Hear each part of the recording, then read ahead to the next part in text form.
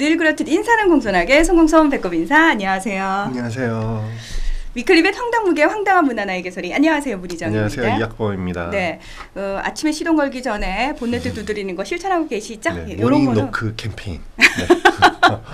아니 겨울만이라도 우리가 잊지 않으려고요. 예, 꼬박꼬박 짚어드리도록 하겠습니다. 자, 학범 대표님 오늘은 어떤 이야기를 해볼까요? 네, 요즘에 반려견 놀이터가 많이 늘어나고 있잖아요. 네. 그런데 지난해 10월에 그 수원의 광교 반려견 놀이터에서 강아지 2마리가 죽는 사건이 발생했어요. 무슨 사고가 있었나요? 네, 근데 그거에 대해서 이제 경찰 조사가 있었는데 그 경찰 조사가 이제 수사가 종료돼서 발표가 있었거든요. 그래서 그거에 대한 내용을 좀 짚어드리도록 하겠습니다. 저 죄송한데 네. 반려견 놀이터라는 말을 저도 네. 처음 들었고요. 아, 정말로요? 아, 네. 그리고 아마 위클리벳 보시는 분들 중에서도 반려견들을 위한 놀이터가 있어. 카페 말고 놀이터는 네. 야외를 얘기하는 거잖아요. 그러니까 야외에다가 반려견들이 이제 우리가 많이 키우는데 이 주인과 반려견이 같이 뛰어놀 수 있는 공간이 거의 없어요. 그래서 맞아요. 이런 걸 해결해주기 위해서 울산시에서 제일 먼저 이게 도입이 됐거든요. 2013년에 울산에 애견공원이라는 게 먼저 만들어진 거예요. 잔디밭인데 펜스 딱 쳐놓고 강아지랑 같이 들어가서 목줄을 풀어서 강아지 뛰어놀고 주인들도 같이 놀고. 근데 이게 굉장히 성공적으로 잘 자리를 잡았거든요. 만족도가 되게 높아요. 그래서 서울시 같은 경우에는 서울시 동물복지 계획 2020 발표하면서 2020년까지 5개 늘리겠다. 그 계획대로 지금 3개나 만들었고요. 경기도에 8개, 전북에도 있고. 그래서 지금 전국에 13개가 있고요. 각 지자체에서 앞다퉈서 지금 이거를 만들고 있는 그런 추세입니다. 그러면은 특별히 뭐 입장료라든지 뭐 이런 입장료는 뭐 자격 거의 조건이라든지. 없고요. 네. 지자체마다 조금씩 다른데 대부분 지자체가 공통적으로 이제 동물 등록된 애들만 들어오게. 등록된 아이들만. 네. 그다음에 뭐 광견병 예방접종 된 애들.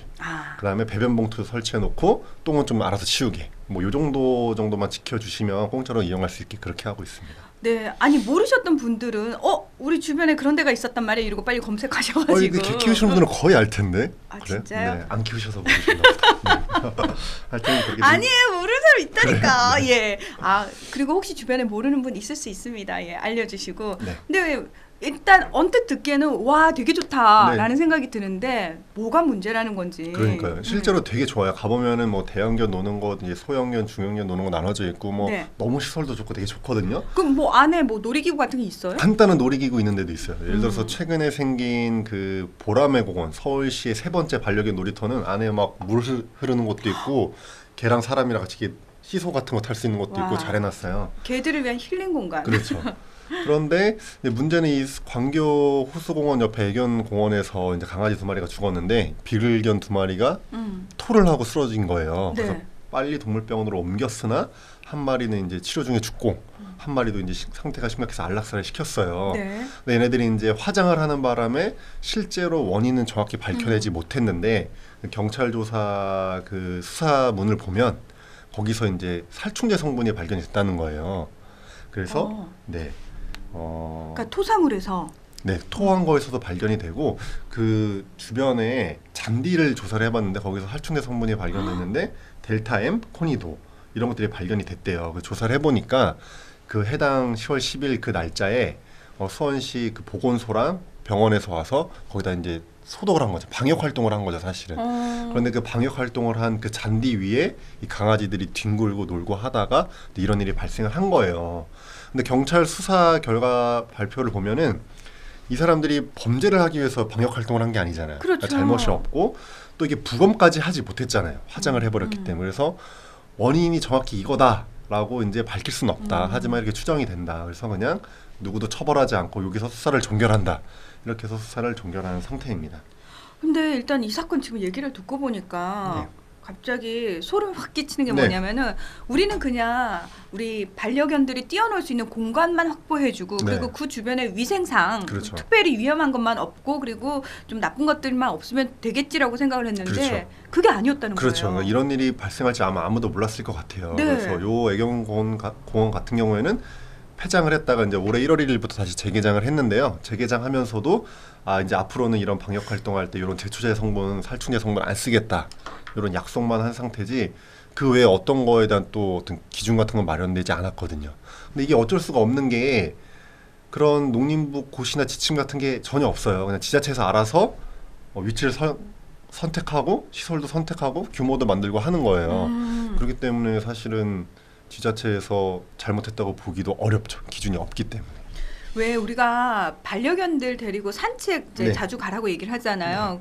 결국 그 산책로라는 곳이 사람들 위주로 만들어진 곳이거든요. 네. 근데 뭐 주변에 풀들이 있는 경우도 있고, 근데 생각해 보니까 그런 풀들한테도 그런 독성이 있는 어떤 그렇죠. 물질들이 배포가 됐을 수도 있는데 지금까지는 그 부분에 대해서 생각을 안 했단 말이죠. 네. 근데 놀이터는 말 그대로 반려견들을 위한 공간인데 그 부분에 있어서 저희가 전혀 생각지도 않았고 주의를 기울이지 않았던 네. 부분이죠. 그러니까 야외니까 뭐 진드기 같은 외부 기생충 일단 구충 필요할 것 같고, 근데 그런 걸 떠나서 더 위험하다고 제가 느끼는 건 이게 야외 시설이고 또 이게 위치를 얻다가 지어야 된다는 이런 지침이 없기 때문에 야생동물이 많이 나오는 곳에다가 지은 게 많거든요. 아. 예를 들면은 성남시 같은 경우는 탄천 옆에 있고, 이번에 수원 같은 경우에도 광교 호수공원 호수 옆에 있고, 그다음에 서울시 같은 경우에는 서울 어린이대공원 있잖아요. 동물원 야생동물 많잖아요. 그 초입에다 반려견 놀이터를 만들어 놨거든요. 아, 근데 우리 이번에 AI 고양이 감염 사태에서 보듯이 개도 AI 감염된 적 있잖아요. 네. 그러니까 이게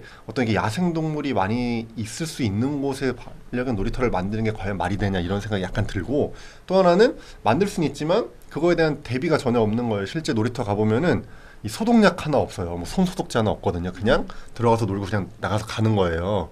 그래서 이런 거에 대한 좀 고민을 우리가 한번 해봐야 되지 않냐. 예를 들어서 들어갈 때 나올 때라도 주인이랑 반려견이 간단한 소독이라도 좀 할 수 있게 해야 되지 않나 이런 생각이 좀 들기도 하고 그렇습니다. 네, 왜냐하면 사람들도 감기가 걸리거나 그러면 자가 격리를 하잖아요. 본인이 이제 사람 많은 곳에 안 가고 또는 사람 많은 곳에 가게 되면 반드시 들어와서 본인 스스로 어떤 위생적인 부분을 철저히 한다든지 네. 그냥 단순히 우리 반려견들이 뛰어놀 수 있는 곳이 생겨서 좋다고만 생각을 했는데 문득 생각해 보니까 많은 사람들이 모이고 많은 동물들이 모인다면 그만큼 위생적인 측면에 있어서도 그렇죠. 신경을 써야 되는 네, 거였구나. 방역에 대한 좀 신경을 써야 될 것 같고, 그래서 참고할 만한 게 그 유기동물 보호소 있잖아요. 네. 저희가 지자체도 있고 사설도 있다는 말씀 많이 드렸는데 직영 보호소들이 이제 늘어나고 있는 추세인데 이 직영 유기동물 보호소에 대한 운영 지침이 전혀 없었어요. 그래서 작년 3월에 농식품부 방역관리과에서 역사상 최초로 이 동물보호센터 운영 지침을 만들었거든요. 그래서 거기에 뭐 시설 기준, 인력 기준, 뭐 들어온 동물 어떻게 관리할 건지 이런 게 세세하게 담겼어요. 농림부 고시로. 그래서 이 반려견 놀이터에 대한 좀 고시도 만들어 볼 필요가 있지 않나 이런 생각을 한번 해봅니다. 아니 흔히 우리가 이런 거 이제 하나 생길 때요. 저는 그런 부분들을 생각하고 고려한 상태에서 만들지 않나라고 생각을 했는데 그런 게 전혀 없이 네. 만들어졌고 네. 심지어 더 생길 예정이라고 하니까 약간 그렇죠. 걱정이 되는데. 그렇죠. 그러니까 이거 만들어질 때 모두가 찬성하고 좋아했지 수의사들도 이런 것까지는 방역에 대한 어떤 위험성까지는 고민을 못했던 것 같은데요. 이제라도 그러니까요. 좀 고민이 필요할 것 같고 말씀해주신 것처럼 이게 점점 늘어나요. 지금 정부에서 얼마 전에 반려동물 보호 및 산업육성 세부대책 발표했잖아요. 근데 거기에서도 어떤 내용이 담겼냐면 이 반려견 놀이터는 반려견과 주인들의 휴식 공간을 제공하는 거기 때문에 없는 지자체에 설치하라고 독려하겠다. 그러니까 정부 차원에서 이제 지자체 중앙정부에서 지자체에다가 만들라고 독려하겠다는 계획 담겼고, 심지어 작년 7월에 발의된 동물보호법 개정안에는 지자체에서 그 반려견 놀이터를 설치할 때 이걸 국비 지원할 수 있게 뭐 통과되진 않았지만 지금 계류 중인데요. 그런 동물보호법 개정안까지 만들어질 정도로 이게 국회나 중앙정부에서 반려견 놀이터 설치를 지금 막 지원하고 있는 상황이에요. 그렇기 때문에 더더욱 반려견 놀이터가 늘어날 거기 때문에 좀 이런 운영 지침이 좀 필요하지 않나 그런 생각이 듭니다.